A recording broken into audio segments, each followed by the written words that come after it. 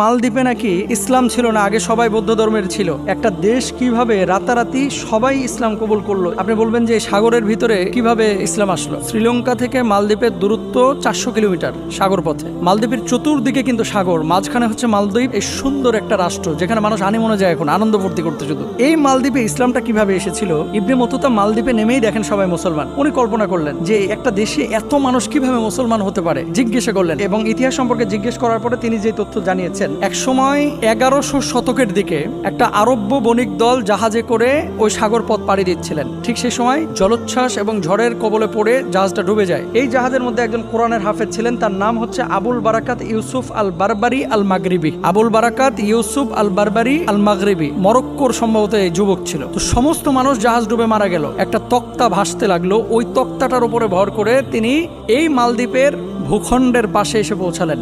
তো পুরো জাহাজ শেষ, কি করলেন? মালদ্বীপে উঠলেন। ওঠার পরে দেখেন যে সামান্য কিছু মানুষ এই দ্বীপে বসবাস করে। একজন বৃদ্ধকে তিনি পেলেন, সে বৃদ্ধ তাকে আশ্রয় দিল। তো তিনি কাঠ সংগ্রহ করে সেই জায়গাটায় বসবাস করতেন। আচ্ছা, হঠাৎ একদিন কাঠ সংগ্রহ করে তিনি বাড়িতে ফিরছেন, এমন মুহূর্তে দেখলেন বৃদ্ধ খুব কান্না করতেছে। কান্না যখন করতেছে বললেন যে আপনি আমাকে আশ্রয় দিয়েছেন, আপনি কি কারণে কান্না করতেছেন, আমি কি জানতে পারি?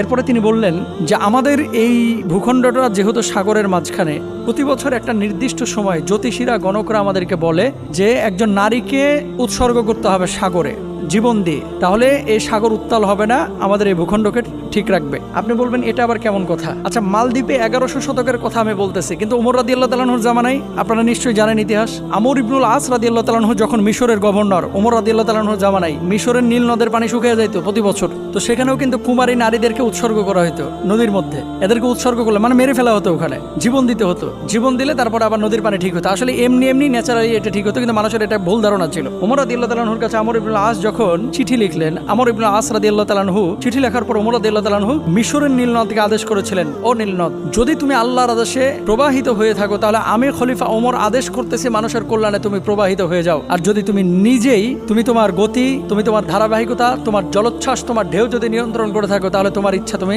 বাস্তবায়ন করো। তো আল্লাহর আদেশে যেহেতু নীল নদ প্রবাহিত হয়, যে চিঠিটা ওমর রাদিয়াল্লাহু তাআলা আনহু লিখেছিলেন, আমর ইবনুল আস রাদিয়াল্লাহু তাআলা আনহু ওই চিঠিটা নীল নদের মধ্যে নিক্ষেপ করলেন। নিক্ষেপ করার সঙ্গে সঙ্গে নীল নদের সমস্ত পানি জোয়ার এসে গেল।